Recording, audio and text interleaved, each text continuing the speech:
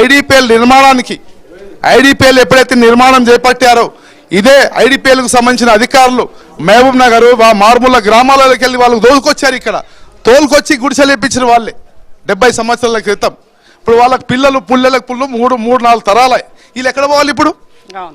కాబట్టి ఇందిరానగర్ వాసులకు పట్టాలు ఇప్పించే వరకు అఖిలపక్ష అన్ని రాజకీయ పార్టీల వారికి నేను కోరుతున్నాను. ముఖ్యంగా రోడ్డు మీద బయట ఇస్తాం అవసరం అనుకుంటే. కాబట్టి ఇందిరానగర్ వాళ్ళకి పట్టాలు ఇప్పించే వరకు మా పోరాటం ఆగదు. ఎక్కడైతే ఇక్కడ 100 గజాలకి పట్టాలు ఇప్పించాలి, వేల ఎకరాలు అయితే ఏవైతే ఉన్నాయో ఆక్రమించే వాళ్ళకు తరిమేయాలి, ఐడిపిఎల్ భూములను కాపాడాలి. ఇది మా లక్ష్యం. మీ పేరు చెప్పి. నా పేరు శ్రీకర్ రావు, కూకట్పల్లి అసెంబ్లీ బీజేపీ కన్వీనర్ను. కూకట్పల్లి అసెంబ్లీ బీజేపీ కన్వీనర్ను. ఈరోజు ఐడిపిఎల్ భూముల దురాక్రమణ గురించి మా ఛానల్ వారు రావడం సంతోషకరమైనది. అయితే ముఖ్యంగా 1967లో ఐడిపిఎల్ను స్థాపించడం జరిగింది. ఐడిపిఎల్ను స్థాపించడం ఎందుకు జరిగిందంటే ఆ రోజు కేంద్ర ప్రభుత్వము విదేశం నుండి ఈ మెడిసిన్ తీసుకురావాల్సి వస్తుంది కాబట్టి ఇక్కడనే చేస్తే బాగుంటుంది, అన్ఎంప్లాయ్మెంట్ కూడా తీరుతుందని ఆ రోజు మంచి సదుద్దేశంతో 1967లో ప్రజల నుండి భూములు తీసుకొని ఇక్కడ ఐడిపిఎల్ను కట్టి ఐడిపిఎల్ను ప్రారంభోత్సవం చేయడం జరిగింది. ఆ రోజు నుండి నడుస్తూనే ఉంది, చాలా చక్కగా నడుస్తూ ఐడిపిఎల్ స్థాపించిన తర్వాత 2003లో లాక్డౌన్ అయింది. ఈ 2003 వరకు సరిగానే ఉండే, భూములు అన్యాక్రాంతం కాలేదు, ఎక్కడ కాలేదు. అయితే 2008, 2009 సంవత్సరంలో కొంతమంది బడా నాయకులు పేద ప్రజల పేరిట భూములను ఆక్రమించి తర్వాత వారిని ఖాళీ చేయించి మళ్ళా వేరే వాళ్లకు అమ్ముకోవడం జరిగింది.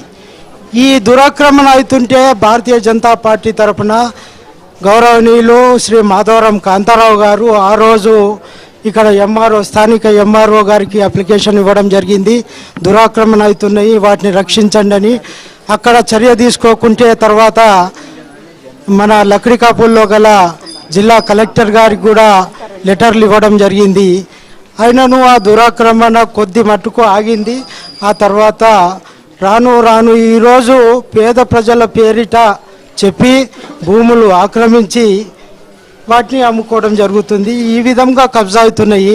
అయితే ఈ ఐడిపిఎల్ ల్యాండ్స్ 891 ఎకరాల 36 గుంటలు ఉండే.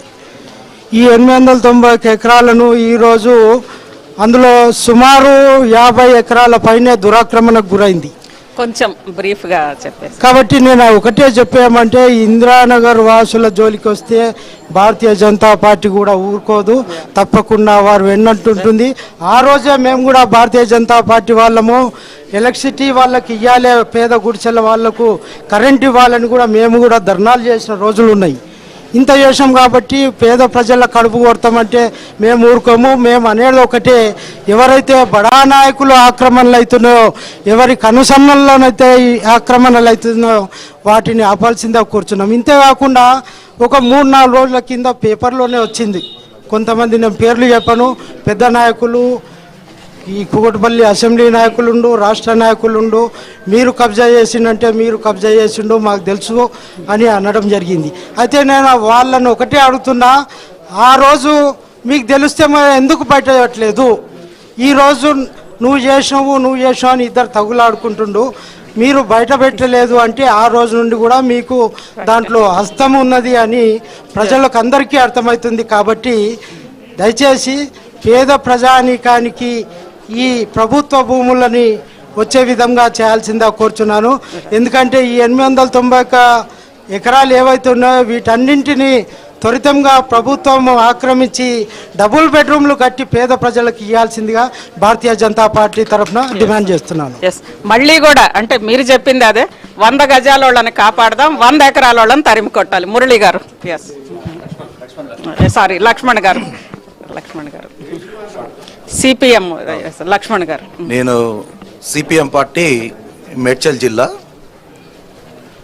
అంటే ప్రధానంగా మహా టీవీ ఈరోజు ఐడిపిఎల్ భూములే కాదు, ప్రభుత్వ భూముల్ని మొత్తం కూడా రక్షించాలి, ప్రజలకి ఉపయోగపడేలాగా వాటిని కాపాడాలి అన్నటువంటి ఉద్దేశంతో ఈ కార్యక్రమాన్ని చేపట్టడం జరిగింది.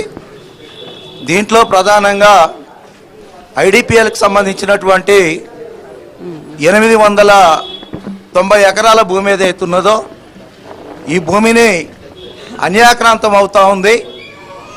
ఈ భూమి ఏమో 1968లో ఇక్కడ ఐడిపిఎల్ పరిశ్రమ కోసం ప్రజల దగ్గర నుంచి భూమిని సేకరించారు. ప్రజల దగ్గర నుంచి ప్రభుత్వం సేకరించి పరిశ్రమ పెడితే కొన్ని వేల మందికి ఉద్యోగాలు వస్తాయి, సబ్సిడీగా ప్రజలకు మందులు దొరుకుతాయి అన్నటువంటి ఉద్దేశంతో ఐడిపిఎల్ పరిశ్రమకి భూములు సేకరించి 2003లో ఐడిపిఎల్ పరిశ్రమ మొత్తం కూడా ఉత్పత్తి ఆగిపోయిన తర్వాత 2003 కంటే ముందే ఇందిరానగర్కు సంబంధించినటువంటి బస్తీ ఉంది. అన్నలు ఇప్పటిదాకా చెప్పినట్టు అప్పుడు మొత్తం కూడా అప్పుడు ఈ లేవు, కనీసం ఈ పేపర్ లేవు, ఇప్పుడు వేసుకునే తార్పాలు లేవు. అప్పుడు ఏంటంటే బస్తాలు మీదేసుకొని చినిగిన బస్తాలు మీదేసుకొని ఇక్కడ కాపురం ఉన్నటువంటి పరిస్థితి ఉన్నది. ఆ రోజు నుంచి ఈ రోజు వరకు కనుక చూస్తే చాలా ఎలక్షన్లు వచ్చినాయి, చాలామంది ముఖ్యమంత్రులు అయినారు, చాలామంది ఎమ్మెల్యేలు అయినారు. అయినటువంటి ప్రతి సందర్భంలో ఇందిరానగర్ గుర్తొస్తుంది, ఇందిరానగర్లో ఉన్నటువంటి ప్రజలు గుర్తొస్తారు, ఇందిరానగర్లో ఉన్నటువంటి గుడిచెలు గుర్తొస్తాయి. కానీ ఇప్పటిదాకా మాత్రం ఏ ప్రభుత్వం వచ్చినా కూడా వీళ్ళకి పట్టాలు ఇప్పించడంలో పూర్తిగా విఫలమైనారు. ఈరోజు హైరేజ్ బిల్డింగ్లు కడుతున్నారు, ఐడిపిఎల్ భూమిని ఆక్రమించి దాన్ని అన్యాక్రాంతం కాకుండా చూడాలి అని చెప్తే పాపం ఈ పేద ప్రజలకు సంబంధించిన దాంట్లో ఆ పేరు మీద మా ఇంట్లో